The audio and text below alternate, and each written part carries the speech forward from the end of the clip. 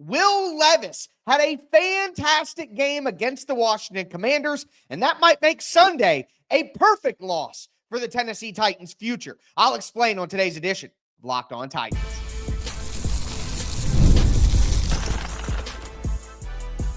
You are Locked On Titans, your daily Tennessee Titans podcast, part of the Locked On Podcast Network, your team every day.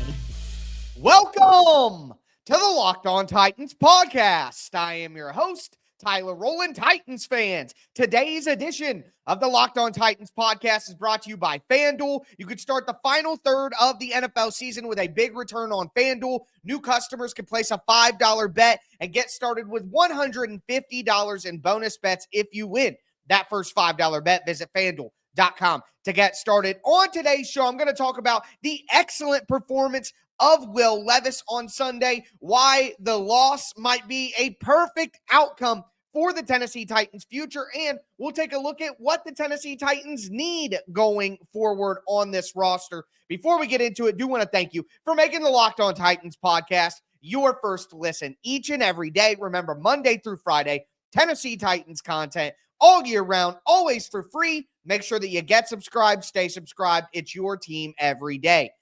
Speaking of every day, shout out to my everydayers out there tuning in Monday through Friday. If you aren't an everydayer, you need to be one. With that being said, Will Levis was awesome in this game.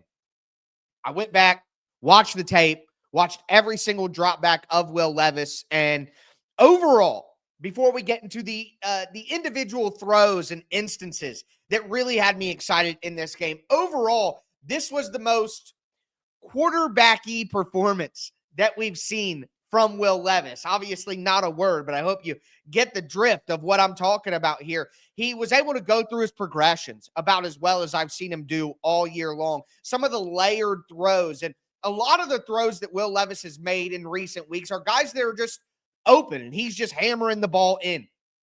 In this game, it wasn't just an open man that he was throwing the ball to. A lot of these guys were not that open, or he had to read the defense and fit it in a tight window, or the ball placement had to be perfect, and he was able to put it there. There's a lot of intricacies and subtleties of playing the quarterback position other than just, hey, this guy is open, make an accurate pass. You know, when we're talking about the play to Calvin Ridley on the 63-yarder last week, or the 98-yard throw to Nick Westbrook-Ikhine against the Minnesota Vikings, or the fade route to Calvin Ridley, the fade route to Calvin Ridley against the Los Angeles Chargers, the final touchdown of the game. A lot of those are, hey, the guy is open, just throw him the ball. He beat his man, just throw him the ball and get it there to a decent spot. And it's a touchdown, or it's a completion, whatever you want to call it.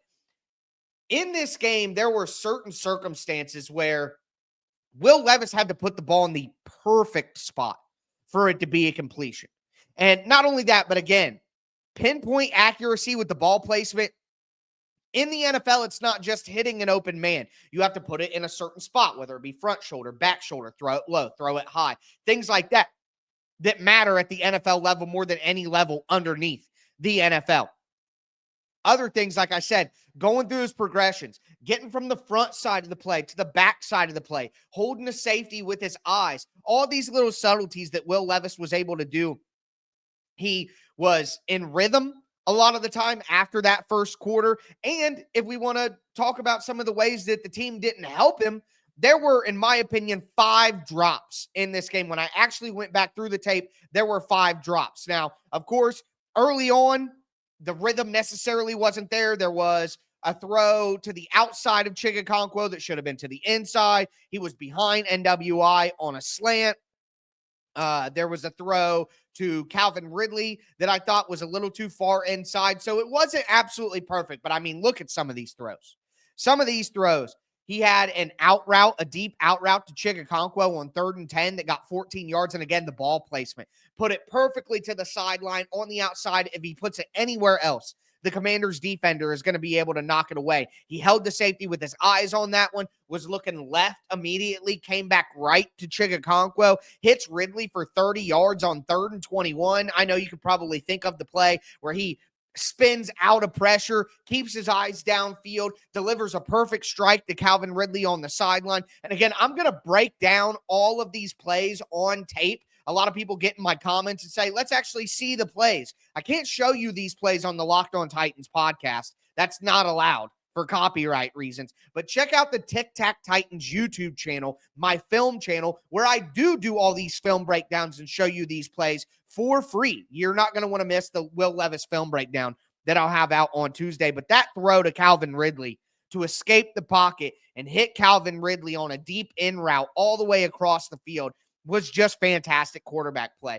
The 27-yard touchdown to NWI is against man coverage, and he has to feather that ball to the outside corner of the end zone and drops it perfectly in a bucket to NWI. The ball placement was absolutely critical. And again, third down. He's making critical plays on money downs is what we're talking about. There was a deep out or a corner route to Tyler Boyd on a 3rd and 7 where they picked up 16 yards. And again, he is getting absolutely smoked in the pocket and throws a dime right on the sideline high enough to where only Tyler Boyd can get to it against man coverage. He hits Tony Pollard on a post route for 30 yards against cover 2 where it has to be underneath the safety, but he has to feather it perfectly over the second level defenders. Absolutely an incredible throw. And we know Will Levis can drive the ball in. We know that Will Levis can throw with velocity, but seeing him feather these balls in, the one to Tyler Boyd that I talked about, the one to Tony Pollard right there, just absolutely awesome stuff. And he just looked more calm. He looked more poised, which are the biggest things, in my opinion, that are concerns with Will Levis. He just doesn't look like he's calm in the pocket. And we saw that in this game. And it's like things are finally starting to slow down for Will Levis. This past month of football has just been incredible. And then finally, we have another pass to Tyler Boyd for 12 yards, a touch pass over a cornerback. Literally, there's a cornerback sitting in the flat, and Tyler Boyd is running a deep out route, and he just feathers it perfectly over the defender's hand to get it to Tyler Boyd on the sideline. And it's like, what are we seeing here? This is magic. And then the post to NWI, the final touchdown pass, it's cover 2, and there's a deep safety. And Will Levis has to put this ball perfectly inside of the safety so that NWI can turn his back to the deep safety, use his size and his physicality and his frame to box out the safety and catch the ball right on a goal line for a touchdown. I mean, it was tremendous. It was and again, all this time, we're talking about 5 drops. And then you could add in the Calvin Ridley where he kind of stops going to the right when Will Levis throws it to him perfectly. This could have been an even better day for Will Levis. So incredibly encouraging for Will Levis to continue to just get better and better and better and better. 4 straight games for the last month. He has been fantastic. And whereas the first month of the season, the Titans were playing pretty good football, but Will Levis was the issue. Now we're to a place where Will Levis is playing really good football, and it's the rest of the team that seems to be the bigger issue, which in reality, based on our preseason expectations and the conversation about what really matters in 2024, it might make it a perfect loss for the Tennessee Titans. So we're going to add some context to this Tennessee Titans loss right now. Before we do want to let you guys know that today's episode is brought to you by PrizePicks. PrizePicks is the most fun and the easiest way to play daily fantasy sports. It's why they have over 10 million members and billions of dollars in awarded winnings. All you have to do is pick more or less on at least 2 players for a shot to win up to 100 times your cash. You can run your game all season long on PrizePicks. I love PrizePicks. Again, super easy, super fun. You just pick 2 to 6 players and say whether they're going to do more or less. And it's like, for some mock examples, Calvin Ridley, 65.5 receiving yards. Will Levis, 1.5 passing touchdowns. NWI, a half of a touchdown. All you do is pick 2 to 6 players and say more or less. It's literally that simple, and it's so much fun. You can win up to 100 times your cash by getting 2 to 6 players right. make sure that you download the PrizePicks app today. Use the code LOCKEDONNFL to get $50 instantly after you play your first $5 lineup. Again, download the PrizePicks app today. Use the code LOCKEDONNFL to get $50 instantly after you play your first $5 lineup. It's PrizePicks. Run your game.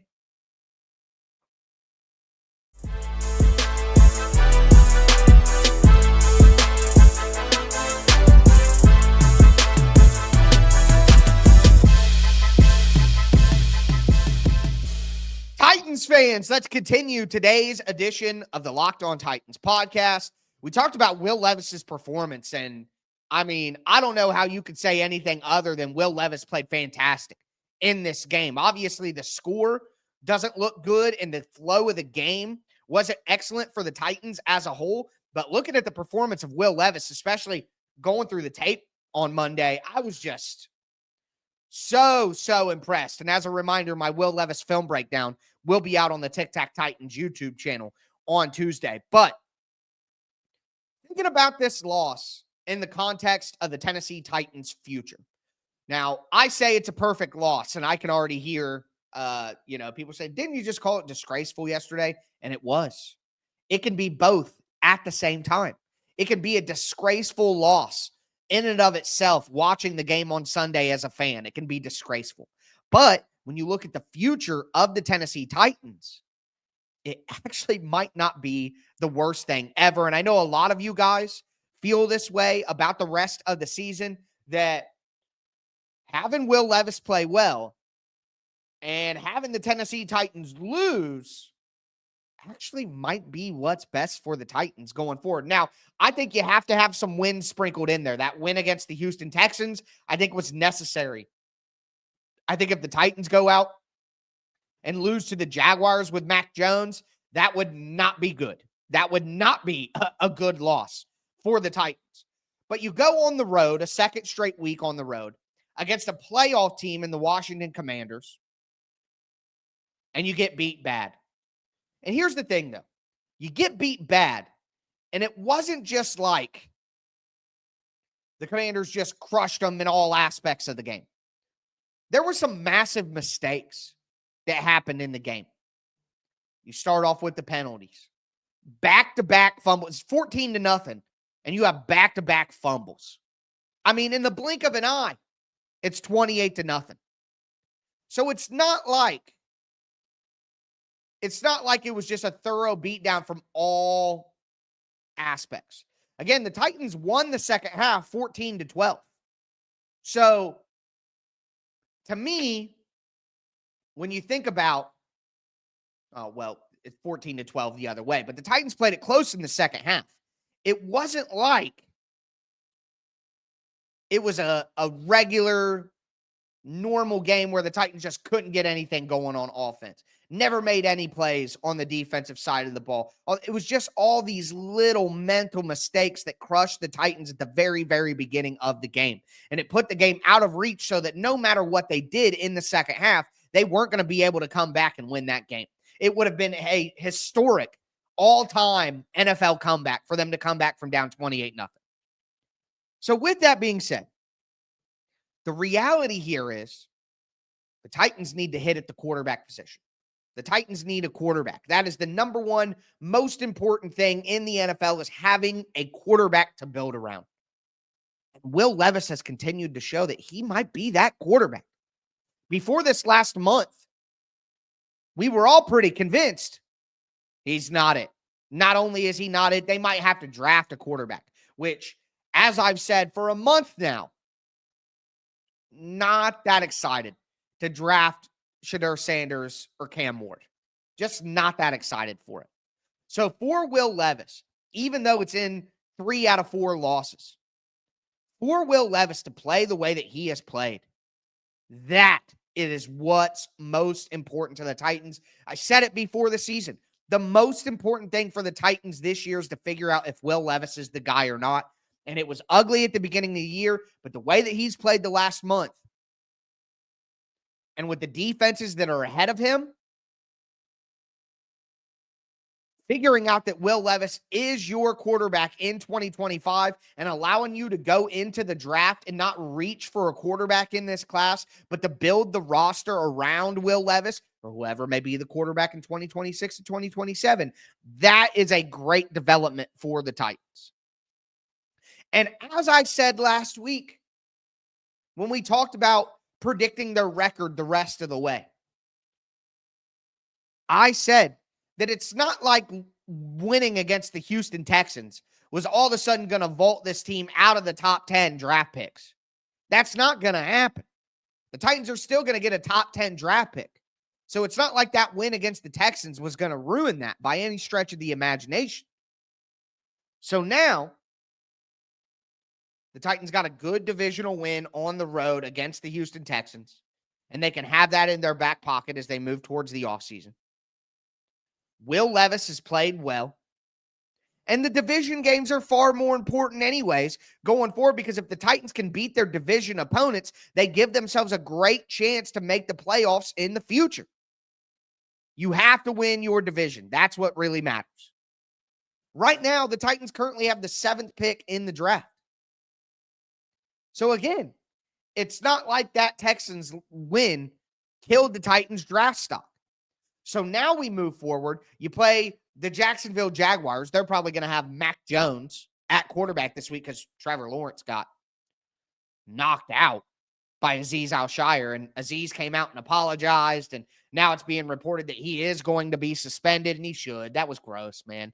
And Aziz had a late hit against Tony Pollard last week, and honestly, if you remember back last year, Aziz had some very questionable decisions for the Titans. He's just not the cleanest player in the book, okay? I think he's kind of weird. Not like crazy, but like he's a weird guy, in my opinion. Anyways, moving forward. So I'm not trying to say that the loss was great and we should be, ecstatic, but because the worries about the coaching and the guys being ready and the run defense, that's all there. But the reality is what matters most this year is that Will Levis is the guy.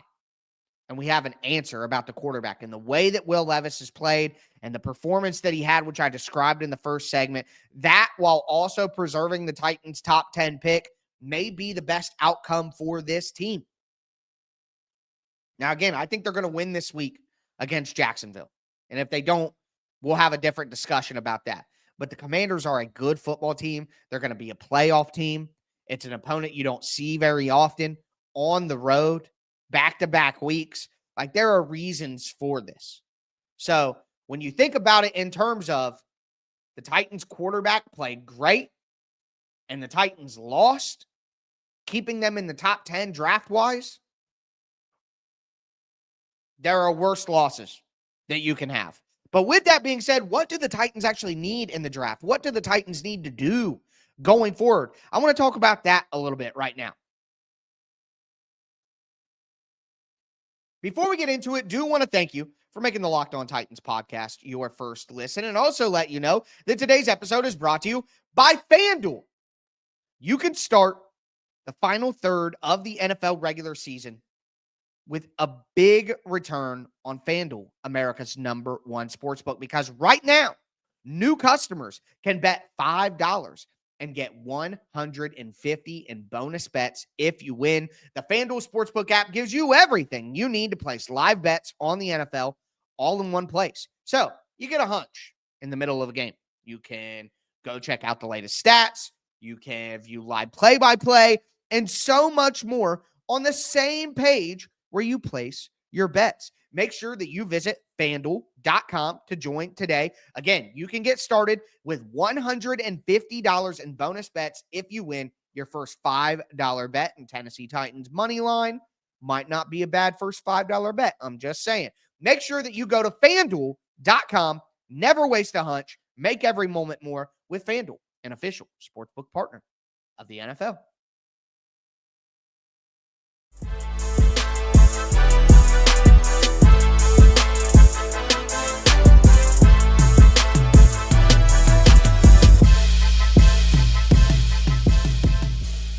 Titans fans, let's cap off today's edition of the Locked On Titans podcast. We talked about Will Levis's performance against the Washington Commanders, put some context to this loss for the Tennessee Titans and why it might not be the worst thing of all time for the Titans to lose that game against the Washington Commanders. But now I do want to just look forward a little bit, just for the sake of having an idea of where the Titans need to go from here. So if Will Levis is the guy in 2025, which I believe he is at this time, I would rather check out Will Levis in 2025 than go with Sanders or go with Ward. And if Will Levis plays terrible next year, then you move into 2026 and you look at some of the quarterbacks in that draft class, which is a lot better talent than what we're getting in this year's class. But outside of quarterback, what do the Titans need?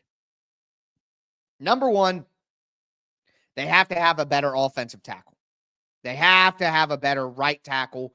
Or, I mean, I don't know that this would be logical. It would depend on who is available. But moving J.C. Latham back to right tackle and then going with a left tackle, that, I guess, could be an option. I don't think that would be the smartest route to go at this time. I think it would be wise to just leave J.C. Latham where he is after a good rookie season that he's having and let him develop. But I guess it would depend on who is available at left tackle or what you want to do. Here's what I can tell you, though. Will Campbell and Kelvin Banks, they might be guards at the NFL level. This is not a good offensive tackle draft class. Not a good offensive tackle draft class whatsoever. So for me, what I'm looking at is you need an offensive tackle, but it might be better to go to free agency and just get a veteran player that you know what you're going to get out of. You've seen him play in the NFL before, because you could draft a rookie and who knows if they're going to be as good as Latham was this year. No guarantees there. And with a bad draft class for offensive tackles, you're kind of playing with fire if you're relying on that to fix your offensive line. There aren't a lot of good offensive tackles in this class. So I think you look at free agency. And I talked about some potential options a couple of weeks ago, but Jedrick Wills, who played great under Bill Callahan in Cleveland, has since fallen off in production, has had some injuries as well. I know it's not ideal, but again, you're not going to find, Penei Sewell in free agency. That doesn't happen. So you got to try to make the best of it. And I think there are some decent options in free agency. And right now, Jedrick Wills would be like my number one choice for the Titans. And Jedrick Wills, if I recall, was a right tackle who Bill Callahan moved to left tackle. So you could just move Jedrick Wills back to right tackle, leave J.C. Latham at left, and now you have a pretty good option there. Wide receiver is clearly a need as well. Look, NWI has been good this year, no doubt. But Treylon Burks is a ghost. Tyler Boyd is 30. Jaquan Jackson, who knows if he's even going to be on the team next year if he can't return punts. Bryce Oliver is a good story, but he's a depth wide receiver. He's not a guy who should be one of your top 3 starters. The Titans desperately need another playmaker at wide receiver. And it's more evident than ever to me against teams that play tight man coverage, because NWI is a good player and he's getting his credit for how good of a player he is. He's had a fantastic season, but he does struggle against man coverage at times because he's not an elite separator. He's not the most agile guy. He doesn't have great speed. You know what I mean? So if you get a guy like a Luther Burden, who came out of, who officially entered the draft on Monday, maybe a guy like Isaiah Bond out of Texas. I really like Isaiah Bond. I would love to have Isaiah Bond on the Titans. Or my favorite wide receiver in the draft, T-Mac, Tetaroa McMillan from Arizona. Maybe not the speed guy, but outside of press coverage, he struggles with press coverage a little bit. But outside of press coverage, he's able to separate. He's able to get open. And then he can make plays in contested catch situations, which is huge too. So I think there are some good wide receivers early on in this draft that could really be a fit for the Titans and help them out. They need more playmakers. They need better offensive line play. And then ultimately, they need better interior offensive line depth. On the interior with Lloyd Cushenberry, who knows if he's going to be healthy and ready for the season, coming off an Achilles tear. Dylan Radins is going to be a free agent. Are the Titans going to bring him back? Are they going to look for somebody else? Those are all big questions here. So the Titans are going to need depth on the interior offensive line no matter what happens. in this draft. So those are the three big needs on offense for me. And then you look at defense. The Titans clearly need edge pressure. They have not gotten enough sacks. They have not gotten enough pressure on quarterbacks. They need a top-tier edge. Looking at you, Abdul Carter. Looking at you. The guy out of Penn State. Awesome player. Would love for him to be on the Titans. They need better linebacker play. No doubt about it. So you would look in the draft for that, in my opinion. The Titans will probably have Kenneth Murray around next year. Whatever. And I'll tell you this. All of you people hating on Jack Gibbons, the Titans sorely miss Jack Gibbons watching Jerome Baker play out there this weekend. Miss Jack Gibbons. So they just need better linebacker play. They need to find a way to find that in the draft. No way around it. And maybe Cedric Gray or James Williams can progress, and they can be that. I would like to see those guys play more down the backstretch. If Jerome Baker is going to play the way that he played on Sunday, why are we not playing James Williams instead? How much worse can it be? Why aren't we playing Cedric Gray instead? Again, let's get a look at these young guys. You're not making the playoffs. And they're going to need safety help. Amani Hooker is a good player, but he is getting a little bit older. The speed is slowing down just a little bit. He makes plays on the ball, but in man coverage, he struggles. He hasn't been good in run defense this year, in my opinion. His run fits have not been good.